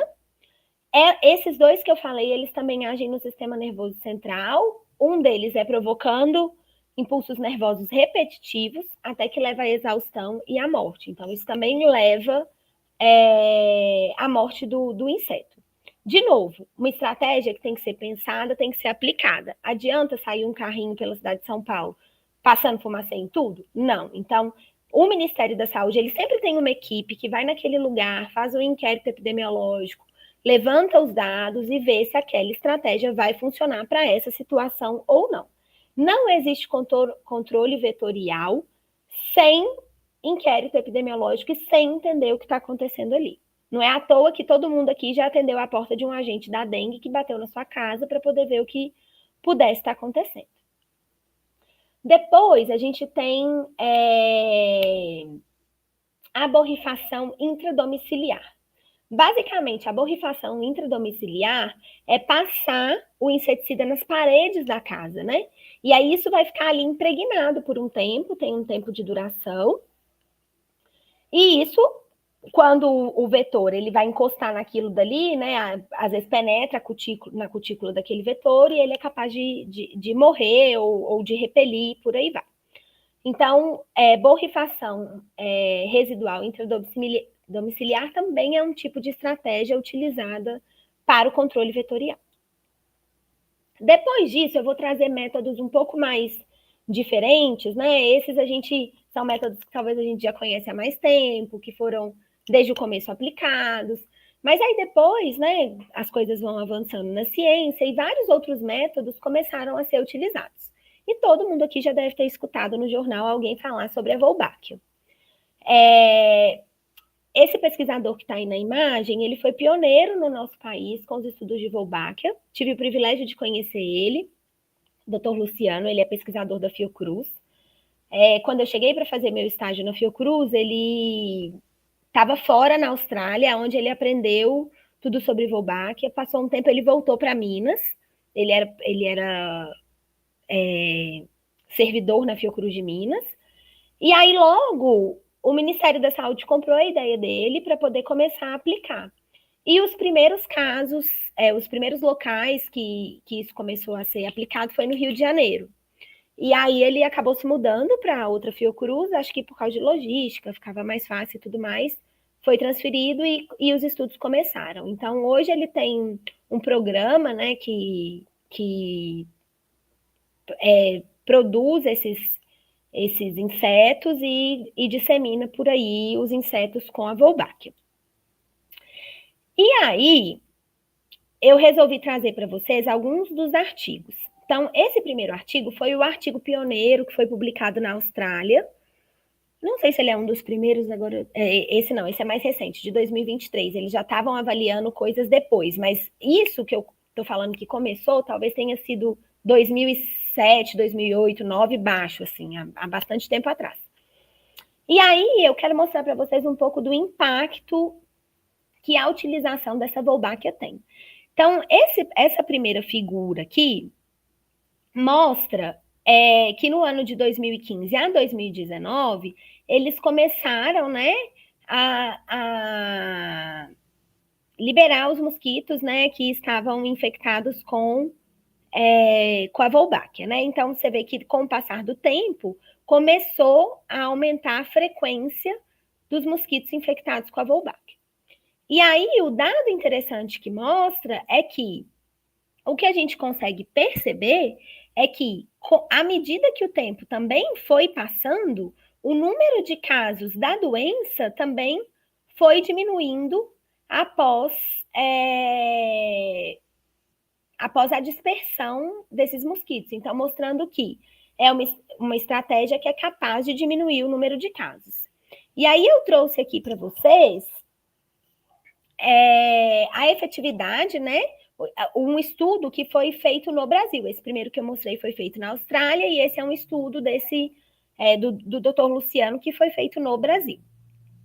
E aí aqui, o cursor do slide, ele está bem em cima do que eu deveria ler, então não vou conseguir ver qual que é a arbovirose, mas a primeira eu lembro que era a dengue. Então aqui ele está mostrando diferentes zonas, né, da cidade de Niterói, onde foi colocados os mosquitos, e aí ele mostra a redução no número de casos.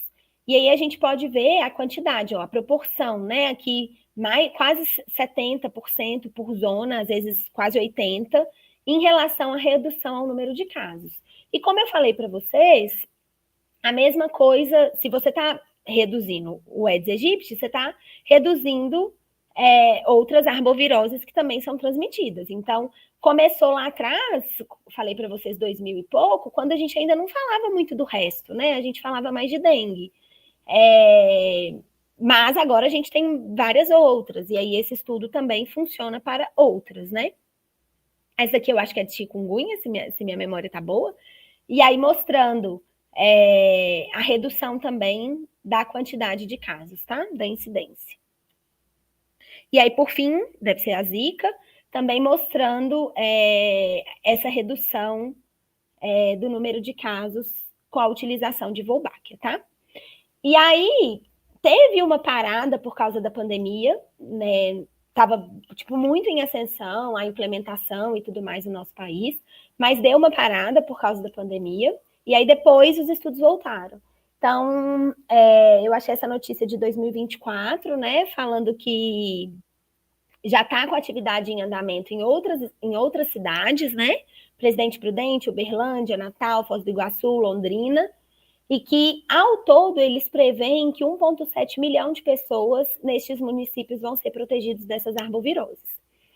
Se a gente for pensar, ele começou por zonas, em localidades pequenas. Por quê? Porque a gente precisa também entender o que vai acontecer. Ele precisa entender o que vai acontecer à medida que isso vai, né?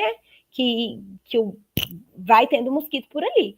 Então, não adianta também pegar um monte de mosquito, soltar na cidade de São Paulo e a gente não conseguir avaliar por zona. Então, acho que isso é uma estratégia, né? Toda vez que o Ministério da Saúde vai aplicar uma nova estratégia, ela é assim, ela é calculada, analisada para ir parte por parte. Aí depois a gente tem a técnica do inseto estéreo. Então, basicamente, isso daí, esse estudo eu acho que foi por radiação. Eles esterilizam os machos e soltam. E aí, automaticamente, a gente não vai ter fêmeas produzindo ovos, e aí a quantidade de mosquitos capazes de infectar vai diminuir com o passar do tempo, né? E aqui mostra a mesma coisa. Esse estudo, ele foi feito numa cidade, e nessa oligaria aqui, ortigueira, quer dizer, nessa ortigueira, que é o que está representado para nós em verde, tá? E aí, a gente vê que no começo, né, antes de terem os insetos estéreis nessa região, o número de casos era alto, tá vendo? o número de casos era alto. E aí, a cidade que está em vermelho, ela é a cidade de controle. Então, avaliou-se o número de casos aonde teve o mosquito estéreo e aonde não teve. E o que eles perceberam foi que, se você perceber com o passar do tempo, o número de casos representados pela linha verde, que é onde teve os mosquitos estéreis, diminuiu, enquanto que o outro até aumentou, né? Porque aí a gente entra de novo naquele mesmo aspecto, né? Tudo mudou, mudanças climáticas, enfim, várias outras coisas que fizeram com que a porcentagem das doenças se alterassem. Então, mostrando, né, que a técnica do inseto estéreo também é suficiente para poder conseguir reduzir o número de casos, tá? Depois tem uma outra estratégia que eu acho essa bem legal também, que é inseticida disseminado por mosquito. Então, o que se coloca, né? Como que acontece? Existe esse local aqui que, em teoria, é como se fosse uma armadilha para a fêmea poder ir lá e se ovipor. Então, em teoria, ela vai lá deixar seus ovos e continuar fazendo o papel dela de espalhar mosquito por aí. Só que dentro disso daqui tem um pesticida, que é esse pireproxifeno. Esse produto, ele imita o hormônio juvenil dos insetos. Então, ele vai interromper o desenvolvimento larval. Vai ter muito desse hormônio, a larva vai entender que ela não precisa mudar de fase, né, de larva para pupa, e ela não vai conseguir se desenvolver. Então, esse mosquito, ele veio aqui e ele ovipôs. Só que na hora que ele foi ovipor, ele se contaminou com esse produto. E aí, à medida que ele vai se ovipor em outros lugares, ele vai espalhando aquilo. E aí, ele vai disseminando o pesticida para que não tenha multiplicação do mosquito, tá? Então, ele vai disseminando esse produto, impedindo o crescimento das larvas. Por fim, eu deixei essa revisão aqui, falando da dengue, né? Que ela é muito legal, porque ela traz um overview, assim, de dados de dengue, né, no Brasil, de muitos anos, até 2024, que é quando foi publicado. E depois ela fala de diferentes estratégias de prevenção e de controle, tá? Que são estratégias muito, muito interessantes, mostrando cada passo a passo de tudo isso que eu coloquei aqui para vocês. Então, quem tiver interesse, aproveita para dar print nesse artigo aí. E aí, agora que eu coloquei, né, diferentes tipos de estratégia, e claro, gente, além de tudo isso, né, a gente sempre tem a proteção individual, que é com o uso de repelentes, tá? Agora que eu coloquei vários aspectos de controle vetorial para dengue, eu vou trazer alguma coisa que a gente tem para malária também. Vocês vão ver que as estratégias são parecidas. Mas uma coisa interessante é que são cenários de doença completamente diferentes. Então, assim, não adianta pegar... A dengue não ensina muito a malária. Não adianta você pegar o que é feito para dengue e aplicar para malária, porque até o mosquito se comporta de um jeito diferente. E aí eu vou trazer aqui algumas coisas para a gente poder discutir. Então, para a malária, a gente também tem aplicação intradomiciliar. Só que diferente da dengue, que o Aedes aegypti, ele gosta de um ambiente urbano e ele se multiplica num ambiente urbano, o anófilis da malária, ele não é um mosquito que gosta tanto dos ambientes urbanos. Então, e ele gosta de água limpa, diferente do Aedes, que gosta vai em água suja. Então, ele precisa de água limpa para se multiplicar também. E o cenário que a gente tem para malária, né, em áreas de transmissão, são casas assim, são populações ribeirinhas. E muitas das vezes não existe nem parede na casa para a gente poder borrifar. Então, assim, você pode até ter o uso de aplicação intradomiciliar em alguns contextos, mas vai ter contexto que você não vai ter. Então, você imagina, área indígena, uma região para ter malária. Desculpa, os indígenas dormem em casa? Os indígenas não dormem em casa. Então, eles constroem, eles têm outros tipos de construção, outro tipo de cultura. Então, a gente não pode esperar que a aplicação intradomiciliar vá funcionar também para a cultura indígena, por exemplo. porque dorme em rede. Muita gente, né, de população ribeirinha também dorme em rede, né? E o mosquito, ele também tem hábitos peridomicílios. Então, ele vai ficar ali na região peridomicília para poder ficar. Então, não necessariamente ele vai para casa. Então, a gente não vai ter essa aplicação intradomiciliar funcionando, tá? Por causa de diferentes tipos de hábitos. A outra coisa que a gente tem é a aplicação de mosquiteiros. Então, é muito comum para as pessoas que dormem fora de casa, em redes, a gente fornecer esse mosquiteiro. Então, é um mosquiteiro impregnado que as pessoas são ensinadas a fazer a utilização desses mosquiteiros. Então, toda a população que vive em área de risco, seja dentro das próprias casas até, né? Ou seja, fora das casas, elas são ensinadas a utilizarem esse mosquiteiro, que também é impregnado, né, com deltametrina, para poder impedir. Então, a gente tem tanto uma barreira física quanto uma barreira para impedir o mosquito. Então, essa barreira física, ela vai impedir que o mosquito pique, porque a pessoa está dentro do mosquiteiro, e também vai ter ação contra o mosquito se ele, de alguma maneira, se aproximou dali, tá bom? Então, é uma estratégia muito utilizada, mas, de novo, depende de contexto também.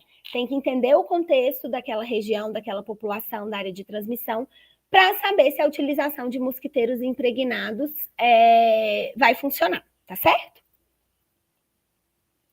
E aí, por fim, eu quero falar que essas estratégias, todas elas têm que estar muito interconectadas com a educação em saúde, né? Porque, assim, às vezes é difícil a gente, levando um pouco para o lado de medicamentos, se a gente perguntar na nossa família, quantas pessoas começam a tomar um antibiótico e chegam na utilização do antibiótico até o final, é difícil. Você vai conhecer pessoas dentro da nossa própria família, conhecidos, às vezes que a gente mesmo passa a instrução e que interrompe o tratamento no meio do caminho. Por quê? Porque falta educação em saúde para entender que eu preciso completar um antibiótico até o final para impedir a resistência bacteriana, por exemplo.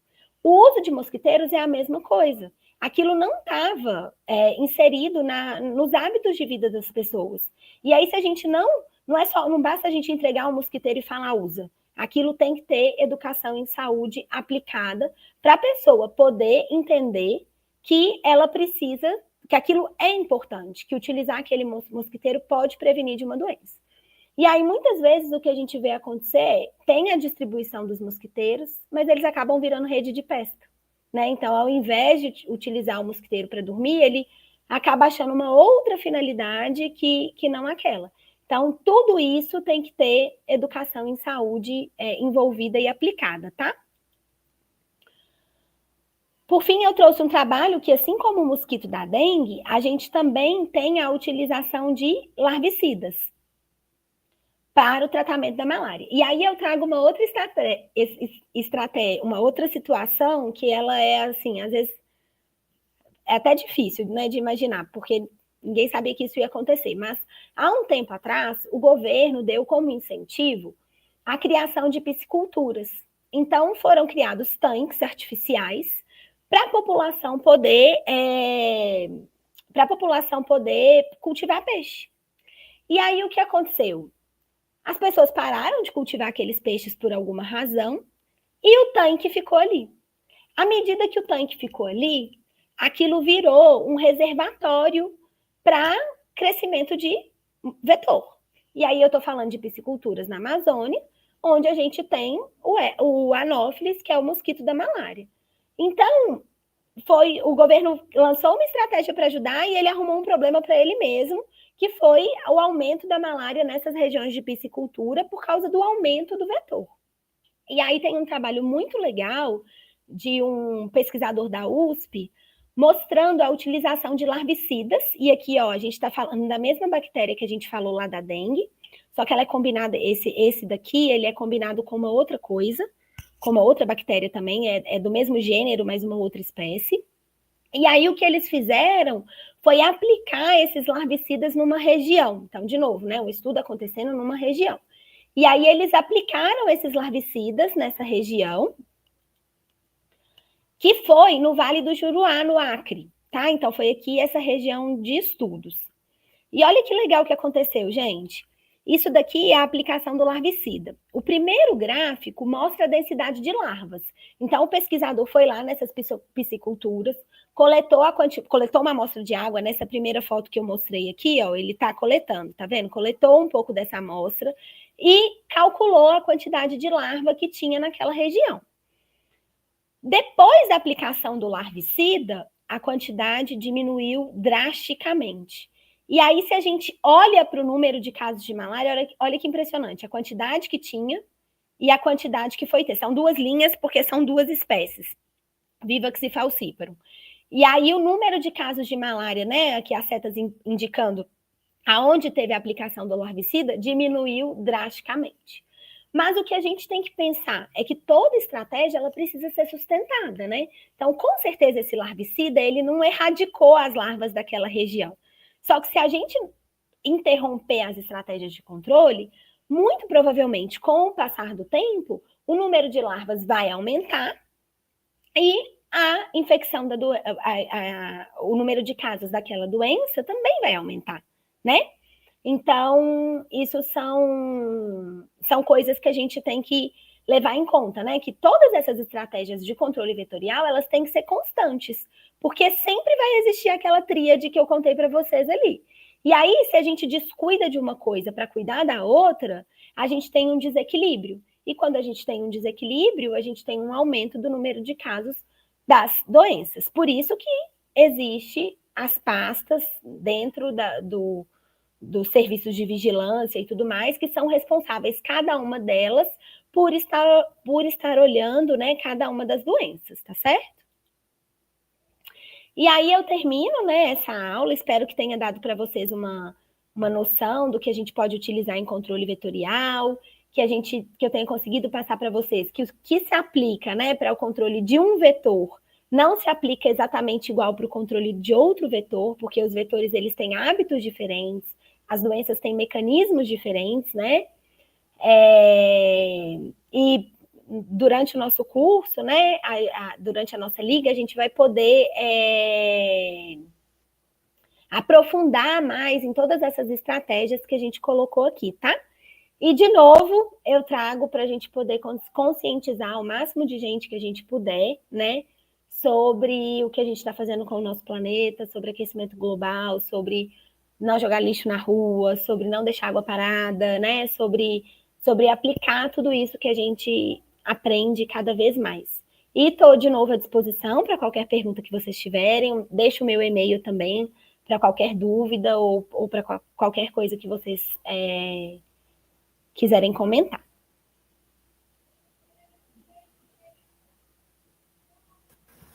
Muito obrigada, professora, pela aula, foi muito boa. Muita coisa eu não sabia, achei muito legal. Que bom que você gostou, Luísa. A gente teve uma dúvida, eu vou ler, ok? Uhum. Se possível, a professora Ana poderia explicar se ela acredita que as estratégias de controle vetorial, como estratégias para matar mosquitos, por exemplo, pode afetar as cadeias biológicas dos insetos e transformar os vetores em outros animais ou micro-organismos? Bom, o que eu penso assim, né, trabalhando com doenças infecciosas e vendo todos esses vetores aí, né? Eu acho que tudo é um sistema biológico e eu nunca vou dizer que não 100% de certeza. Mas eu vejo uma exacerbação desses vetores. Muito mais do que a gente tenha hoje disseminado por aí. Então, assim, eu acho que a gente não vai... Ninguém está falando de eliminar um vetor para todo sempre e ele vai deixar de existir. O problema é que eles estão em densidades muito maiores do que eles deveriam e aí favorecendo e propiciando mais ainda a disseminação dessas doenças. Um exemplo disso que eu trago é que quando a gente, vou de novo citar a malária, mas quando a gente teve na década mais ou menos de 50, a gente tinha malária pelo país inteiro, exceto no Rio Grande do Sul. E aí, uma das estratégias utilizadas, foram 2 estratégias utilizadas naquela época. Uma foi a aplicação de DTT, que não pode mais utilizar, e medicação em massa, né, para todo mundo. E aí, o que aconteceu foi que a gente conseguiu eliminar a malária dos outros estados, certo? Não significa que a gente eliminou todas as espécies de vetores que existiam ali. Os vetores daquela região continuaram ali. Eles estão, mas a gente conseguiu eliminar a malária e reduzir a quantidade de vetor. Tanto que, se alguém vem do norte, vem para algum país, para algum estado do sudeste, por exemplo, se tem vetor, o ciclo consegue se estabelecer ali de novo e a gente tem um pequeno número de casos autóctones. Mas, obviamente, a gente não vai conseguir nunca, por mais que a gente use qualquer uma dessas estratégias de controle, eliminar o Anopheles da Amazônia. Tanto que continuou tudo concentrado ali. A mesma coisa se aplica pelo mosquito da dengue. O que eu acredito é que a gente consegue tirar esse mosquito do lugar errado, da hora errada, e eliminar daquelas regiões. A gente não tem que ter água parada criando mosquito. Isso não é o ambiente natural dele, né? Não é exatamente ali que ele se cria. Então, eu não acho que essas estratégias de controle podem trazer uma implicação muito grande na cadeia biológica, não as que a gente tem hoje. Agora, eu não sei se no futuro alguém inventar alguma coisa que acaba com os mosquitos, elimina e mata, sim. Isso eu acho que pode ser alguma coisa a longo prazo danosa, mas não é o cenário que a gente tem hoje, não essas metodologias que eu coloquei aqui que a gente comentou. Perfeito. A gente recebeu uma outra pergunta, que é: os princípios ativos utilizados no fumacê são prejudiciais para outros insetos, como, por exemplo, os polinizadores? Olha, eu não sei te falar 100% de certeza sobre isso, mas eu acredito que pode ser que sim. Nem todos têm, se você for olhar, às vezes o princípio ativo de uma coisa para uma doença ou para outra, às vezes eles são os mesmos, né? Então, eu não sei o tamanho da especificidade que ele tem, mas eu posso pesquisar e depois te trazer essa pergunta. Mas com certeza isso é uma coisa que foi muito estudada, né, antes de ser aplicada. E se fosse alguma coisa muito trágica, ninguém estava aprovando para o uso, tá? Hoje, diferente de antigamente, quando a gente usava organofosforado, DTT e tudo mais, que a gente não tinha o conhecimento, não tinha tanto estudo, hoje, para uma coisa ser aprovada no mercado, tanto de vacina, como a Ju colocou, ou de medicamento, ou até mesmo, né, de coisas biológicas, a gente passa por... Vocês viram na época da pandemia, quem não estava em casa no dia que a Anvisa estava lendo o manual para poder olhar todos os estudos e saber se aprovar ou não ia aprovar a Coronavac? É a mesma coisa, isso acontece para tudo que a gente vai lançar no mercado, tá? Entendi. Bom, foi isso. Muito obrigada. A aula foi maravilhosa. E vai ter mais, né, ao longo da liga. Vai, a gente está animado.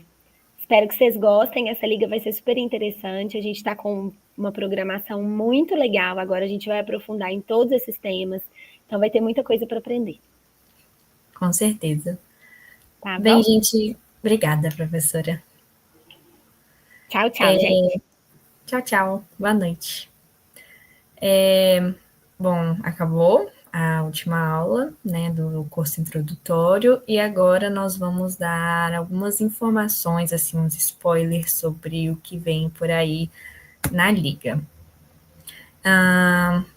Algumas aulas teóricas, as primeiras, digamos assim, que a gente pensou em abordar com vocês foi imunologia das doenças infecciosas, estratégias atuais para a cura do HIV, patógenos fúngicos emergentes, dengue e outras arboviroses. E lembrando que são só alguns dos temas do ciclo ano, vão ter muitos outros, então isso é só para vocês terem um gostinho do que vem por aí. Também estamos pensando em algumas aulas práticas, mas isso a gente vai dar mais informações depois. Vai ser muito legal mesmo, assim, conteúdos bem diversos, vai ser com certeza de grande proveito. Bom, chegamos ao último dia, né? Então, algumas informações importantes. A prova, para quem quer ser ligante ou ouvinte, vai ser online. Vão receber por e-mail o link para fazer a prova. Vamos liberar no fim de semana. E tem que ter no mínimo 75% de presença, então participar de pelo menos 2 dias aqui no curso introdutório e fazer a prova, e vamos selecionar de acordo com as notas, vamos usar isso como critério de desempate. Para ser ouvinte, qualquer pessoa de qualquer lugar que tem interesse pode participar, mas para ser ligante, principalmente por conta das aulas práticas, tem um pré-requisito de ser da Unifesp, do Campus São Paulo e tudo mais, porque essas atividades são presenciais. Bom, acho que é isso. Muito obrigada pela participação de todos. Espero que tenha sido muito proveitoso para todos. E é isso, nos vemos na Liga. Boa noite, pessoal. Verdade, uma última coisa. As aulas teóricas, surgiram algumas dúvidas também, e elas vão ser online e noturnas. Por isso que é aberta para várias pessoas. Boa noite.